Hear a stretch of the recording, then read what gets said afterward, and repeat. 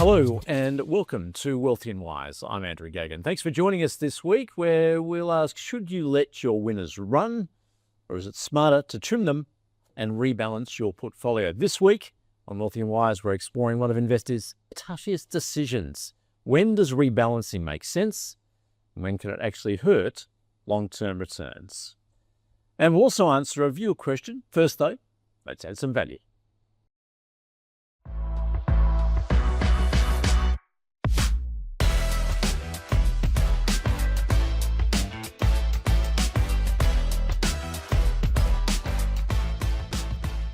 Well, every portfolio drifts over time. Winners become a larger part of your portfolio while losers shrink away. Well, in this segment, we'll unpack the whole role of rebalancing when value investors choose to do it, and why the answer isn't always as simple as selling what's gone up. Joining us to discuss it, Howard Coleman from Teaminvest and David Lane from Focus Partners Australia. Welcome to both of you. Howard, David, great to have you along for the ride today as we try and answer that important question. I mean, it is a question that every investor faces, essentially, isn't it, at some point or other, if you have a reasonable portfolio. So, Howard, let me start with you. What is portfolio rebalancing? Well, we never use the term in Teaminvest in actual fact, but what it really is normally meant to be is that you look at your portfolio, and if some companies in your portfolio become too big for you to feel comfortable with them, you reduce the amount in those and increase the ones in the companies that you now have less money in. But if you really don't understand the companies that you're invested in terribly well, it's a very important strategy to rebalance, because you don't know what's really going on, what's causing the companies to be higher valued or lower valued. On the other hand, if you're very knowledgeable about the companies you're invested in, it's usually a very foolish strategy. So a lot depends on how well do you know what you're currently invested in. David, how do you approach this in terms, I guess, of defining rebalancing, how it works, and perhaps when you should deploy it? Yeah, we look at it on an overall portfolio basis, and not just the individual companies within a portfolio, but also across the asset classes as well. So it may well be bringing you back to your long-term goals and your long-term strategic asset allocation, looking at whether or not you've got an overweight position in international equities because they've done really well, and potentially an underweight position in Australian equities. And then drilling that down to the individual companies, as Harold was saying, that you're looking at those companies that have outperformed and those that have underperformed, and whether or not there's a time to look at trimming some of those outperformers and redeploying capital into some investments that may well be better value. It certainly happens. It helps if you understand the companies that you have, but in some cases, you can understand those companies too well and become a little bit too attached to them, and you can have that emotional attachment to an investment. So what portfolio rebalancing does is it actually gives you a bit more discipline, and it makes you look at the cold hard numbers. And if a position, for example, is getting up to 5% of your portfolio or over 5% of your portfolio, you may well have a decision already locked in place to say, well, any position that's over 5%, I'm going to trim that back to be under that. And that helps in times, for example, if you had CSL in your portfolio over the last decade or so and it had performed really well, it was a stock that everyone liked. But last year, as we saw, they started to underperform and the share price got absolutely crucified. If you had that long-term discipline in managing your portfolio and had regular rebalancing, you would have been trimming some of those positions in CSL. Wouldn't have mean you would have been totally immune to the changes, but your portfolio would be a little bit more immune to the severe downturn that we've had in that company, for example. Well, that will come up with examples shortly in the show. Howard, is this about finding that right balance then between managing risk and improving returns? Yeah, and I think often you learn a lot by clearing your mind of the fact that these are things listed on a stock exchange and saying, let's look at analogies in the real world. Now, if you're a long-term investor, you're a little bit like somebody getting married rather than somebody who's dating. If you're dating, you're in it for a good time for a short time. And we've all been through that stage in life, maybe more than once, and it's a lot of fun at the time. But when you look for a marriage partner, you basically say to yourself, this is for life. Now, the reality is it never lands, well, very rarely lands up being for life. If you look at the developed world, the average length of marriages is between about 15 and 17 years, varies from country to country. And second marriages tend to be longer than first marriages, which tend to be even shorter than that. So investing in companies can be similar. If you're an almost trader, even though you call yourself an investor, you're buying into a business with the idea of, I don't really have to understand the business terribly well. I think it's at a good price. I'm going to own it for a while, and I'm going to take the opportunity to sell it for more money than I paid for it. On the other hand, if you're looking at it as this is a business that, irrespective of whether it was on the stock exchange or not, I would really like to own a piece of this business. That's a bit like saying, I would really like to be married to this person. And theoretically, you're doing that saying for life, knowing that in reality, no business stays the same for life. CEOs change. You get an independent board who decides to change the structure of the business. Independent boards are particularly dangerous. So you know that when you buy it, although you've said to yourself, I'd like to own this for life, 15 years would be a long time, much like marriages are. So from our point of view, from a Teaminvest perspective, our members are generally looking at companies and saying, I want to own a piece of this business.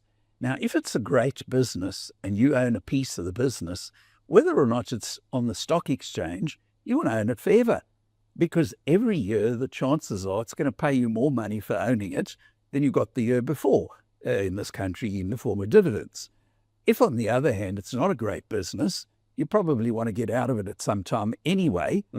So you look at it differently to if you're looking at, am I buying this with the idea the share price will go up and then I'll sell it? Well, Howard, I've got to say, I never thought I'd be looking at investing through a romantic lens. You've opened my eyes to the possibilities now. David, what about, I mean, if you treat this, if you're a value investor then, how does that, perhaps, how do you approach it differently, perhaps other ways of investing? Yeah, well, a value investor typically looks at the fundamentals of the company, the dividends, the price earnings ratio, and whether or not that company stacks up well compared to others. And that should be the case when you are looking at an overall portfolio. So if you're looking at the banks, for example, you should be comparing your Commonwealth Bank shares against National Bank, ANZ, Westpac, and determining whether or not the Commonwealth Bank is trading at a much higher price earnings ratio and a lower dividend yield compared to those other banks. So a value investor will be making those judgment calls as to whether or not there's the reason to sell out of CBA and buy into Westpac or ANZ, and obviously taking into account whether or not the quality of those earnings is better, and hence the long-term growth might be better. So yeah, a value investor will be looking mainly at those fundamentals and using portfolio rebalancing as an opportunity to look at buying companies at better value and selling those that are overvalued. And hopefully, in the value investor's mind, if they sell the overvalued companies and then they revert back to the mean, then they potentially could look at buying back into those companies later on, or it may well be in the case of portfolio rebalancing that you're only taking some profits. So you might well not be making a black and white decision as to whether or not you're selling CBA, but you might be selling a quarter or a third of those shares and then redeploying that capital back into something that might be trading at a better value. What if timing, though? That's always tricky, potentially, where you could be selling your best business too early. I mean, that is the risk, isn't it? Oh, absolutely. And yeah, market timing is fraught with danger. I've always said that those who who pick the bottom or pick the top of the market are either very lucky or lying, because none of us can predict the top of a share price or the top of a market. So that's why portfolio rebalancing is an important discipline, because you're not going to get all those decisions right all the time. But if you have a consistent process and a methodology for looking at your portfolio, then most of the time you're going to get those decisions reasonably right. Yeah, Howard, you were agreeing with that, and possible to time the market. So, how do you make those decisions of when to pull the trigger? Then, particularly perhaps where you could potentially lose out on more upside.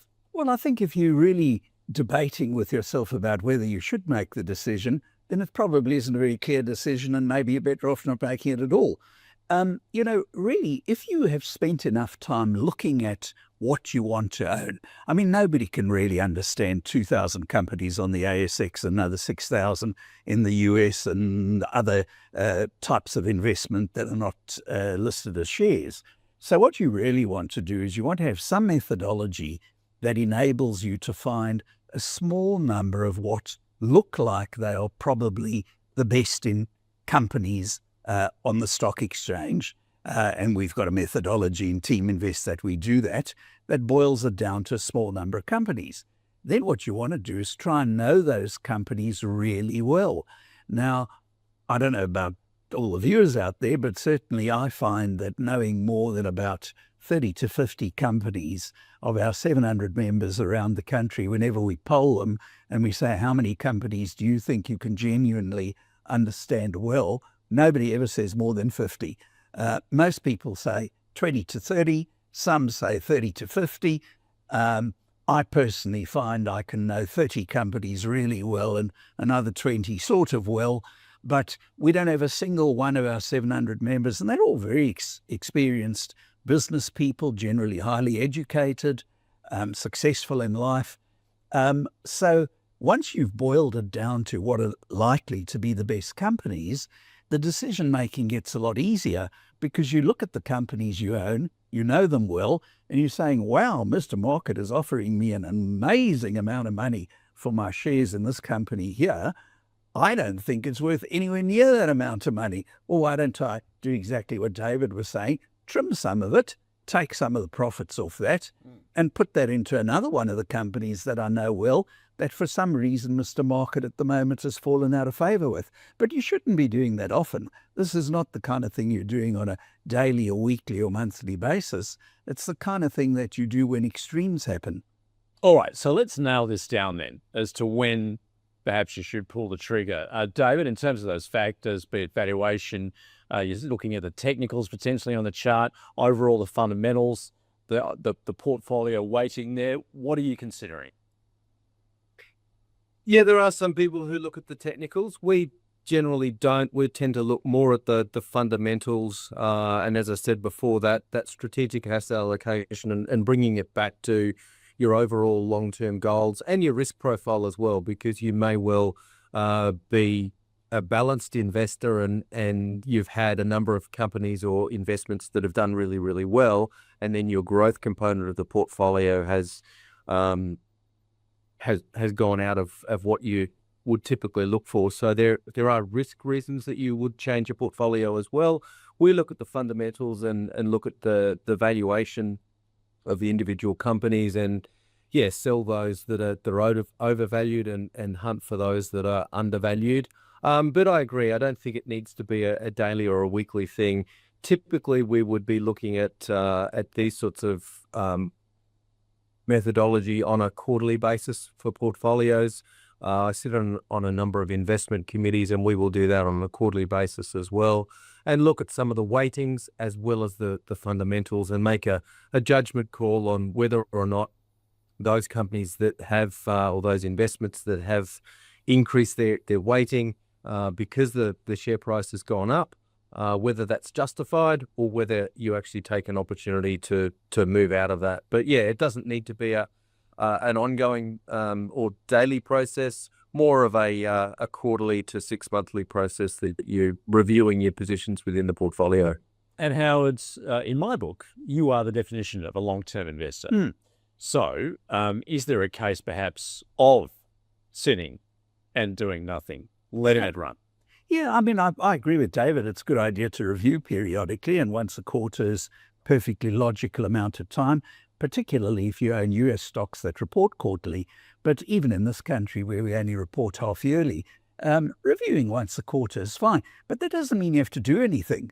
The one thing I always worry about is when one of our members says, I think it's important that I review my portfolio quarterly. And I say, okay, that makes sense. And what are you going to do when you review it? Well, I'll make some changes. No, review doesn't mean you have to make any changes. Review means you have to look at it to see, is it logical to make any changes?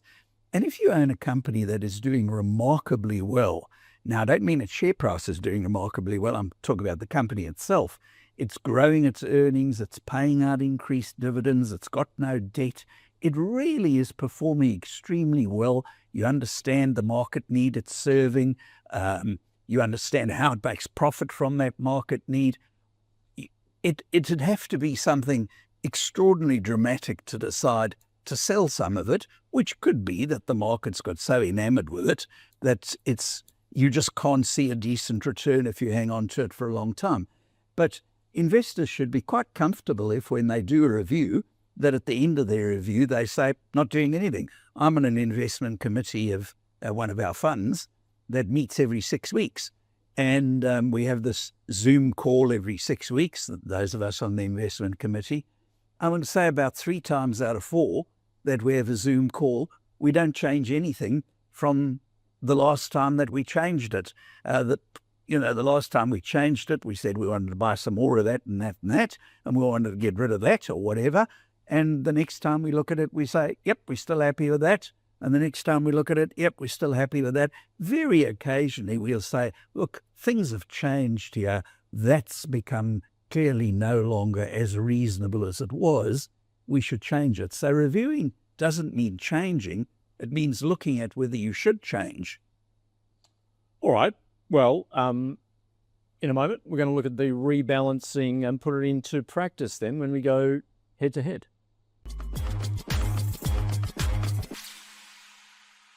So the theory sounds simple, but every portfolio, of course, is different. In this segment, we'll look at a couple of common rebalancing scenarios and ask the question every investor eventually faces: would you rebalance or would you hold? So let's go there and look at our first scenario being the concentration problem. So quality business may have doubled or even tripled in value, now makes up a substantial part of your portfolio. For instance, say we bought Tech One, ProMedicus, or even REA Group a few years ago. The portfolio now it's at 30 to 40 to 50% of the portfolio, for instance. Good businesses, but potentially expensive. What do? Do you trim? David, let's start with you. In this scenario, absolutely, I think that you trim. I think that a stock that does very well like that, obviously you've done well out of it. But being 40 to 50% of the portfolio, in my view, is too high, because you are so reliant on that company and so reliant on, it's done well and that the earnings have been positive, but you are reliant on that continuing in the future. And as we know in markets, that can always change. There can always be significant changes either to the company or in the way that the market perceives that company. So I think that there is an argument in this case to trim. Obviously, in every individual circumstance, you need to take into account tax and all of those sorts of issues. But I think, in a case where a portfolio has 40 or 50% in one stock, that's too high. I'd be looking at trimming and taking some profits and moving that money elsewhere. Well, Howard, I mean, taking ProMedicus, for example, anyone that held that prior to, I guess, about six months ago, they would have been sitting on some healthy profits there. Sure. The percentage of their portfolio depends fell how substantially. Yeah, and it depends how much they had to start with. If they had a reasonable amount to start with, So it would be a hell of a lot. Let's take that scenario then. Sure. Do you need to trim? Well, I think it depends a little bit on the individual. And the way I always say it to our members, and by the way, I largely agree with what David said, But the way I always say it to our members is, did you used to own a company of your own? And at least half our members say, yes. That's how I built up my wealth in the first place. I owned a company and I built that company from scratch. And I say, how much of your wealth was tied up in that company? And they say, well, other than my house, pretty much my entire wealth was tied up in one company. So I say, okay, in that case, you probably sleep easier at night with a large concentration in a company you really like than somebody else who didn't. Now, if they say to me, no, I used to be a doctor or whatever, lawyer, so I never had a huge concentration of wealth in one thing, I say, well, then you probably wouldn't sleep very well at night if you had even a much smaller percentage than somebody else. So the two questions you really want to ask yourself: do I sleep well at night owning that much in that company? And if the answer is no, then definitely you should sell some of it. And at 30, 40, 50%, almost all our Teaminvest members say, yes, I would sell some. And a few of them say, well, I owned 100% of a company for a very long time. I know this company in my portfolio exceptionally well. I don't mind that much owning 30, but if it got to, and they give me some other number, I would sell it. And I say, well, your decision, and think about it that way. I personally, even though I've owned 100% of companies and made a huge amount of money out of owning my own businesses, I wouldn't be that comfortable owning 30% in one company simply because I'm not inside that company seeing what's going on. And there's a board of directors who may take a company in a direction I don't like. The CEO may get run over by the proverbial bus and I don't know who's going to replace him or her. So I generally would get uncomfortable at 30, but I've got some Teaminvest members who say, nah, 30 is not a problem, but I'd get uncomfortable at 50. And I think you've got to look at it from your own personal perspective. Essentially comes down to the question of greed, doesn't it? Absolutely. How greedy you want to be. All right, so that's the concentration problem. Let's now turn to the second scenario, and that is the opportunity to rebalance. Now, for example, let's take a portfolio containing some of the larger blue chip stocks, CSL, BHP, Woolies, ProMedicus, Tech One, for instance. Now, we know what's happened to CSL over the past year or so. Let's say that has sold off, which has done so, and ProMedicus, which, well, up until recently, of course, that became very expensive. So the question is, what do you do that? How? Let's start with you then. Once again, in terms of rebalancing, how would you treat that portfolio? Well, CSL got up to a PE ratio that was much higher than it had ever been before. So it would have made really good sense for anybody if CSL had become a large part of their portfolio, and by large I don't mean 30, 40%, even more than perhaps 10, to say, I've done extraordinarily well out of this company. It's a great business. I don't want to get rid of the business, but shouldn't I sell some of that and use the money elsewhere in my portfolio? Now that the share price has come tumbling down, the reverse actually becomes true. You may look at CSL now and say, well, hang on, if this business isn't broken, you may decide it is, but if you decide, no, it isn't broken, it's now on the lowest PE it's been for more than 10 years. So this is an opportunity, if it's now become a smaller percentage of my portfolio, to put some more money in. Now, if we take ProMedicus, the same thing applied. ProMedicus got to a PE of 300. Now, I remember reading a book on the big crash in 1929, some years ago, and in that book, they referred to one of the investors at the time saying not only are people discounting the future, they're discounting their children and their grandchildren's future by the PEs they're paying in some of these companies. Now, to 300 PE, you're discounting your descendants over many generations as future. So it would have made perfectly good sense to say, wow, PME has been marvelous to me. Let me take a big dollop of this excess of it that I own, sell it, and put it into some of the companies that I regard as very good companies, but Mr. Market currently is selling on much lower PEs than that. Yep. Now that it has come down, you maybe don't think the same way anymore. All right, David, how would you treat this? Let's take that example then, where you've got CSL and ProMedicus. CSL having sold off substantially, which is done, and ProMedicus looking very expensive. How do you rebalance it? Yeah, look, I take a very similar view in that the PE of ProMedicus is very, very high. Obviously, the market has very high expectations that they will continue to grow their earnings, and I think that they probably will. But yes, it is important to look at it critically and say, well, 300 times PE or 200 times PE is too high. I will take the opportunity to take some profits off that and then look at reinvesting that. Now, the question in this case is, do you reinvest in CSL simply because the share price has come down and they look cheaper? Or do you actually look for something else? Because in the case of CSL, it was obviously a market darling. It had provided a significant amount of shareholder return over a long period of time by growing their earnings at above market at 10 to 15%, if not more, on a long-term basis. The problem with CSL now is that the company appears to have changed fairly significantly, and they're not likely to continue that strong earnings growth. So you can look at CSL and say, well, it is cheap. It's trading much cheaper than what I had it in my portfolio 12 months ago. But is CSL actually the best investment for you? Or do you look at another investment that will actually grow their earnings stronger? So just because it is in your portfolio and just because you previously liked the company, it doesn't necessarily mean that has to be the one that you can invest in, because there's a whole range of other companies out there. So I'd probably definitely be taking the profits on ProMedicus. I'd probably be questioning whether or not you buy more CSL at this point in time. It might be one that you keep on your watch list and buy at a future point when it looks as if the earnings are a bit more consistent. Or you can look at the opportunity to diversify a little bit more and look at a similar sort of company or even another company in a different sector that has a higher potential to generate long-term earnings. Yeah, Howard, I guess that comes down to each individual, doesn't it, in terms of whether you redeploy capital or simply take profit. Yeah, and in fact, I agree with David. I think the only thing you want to say to yourself, though, is if you're going to redeploy it into something else,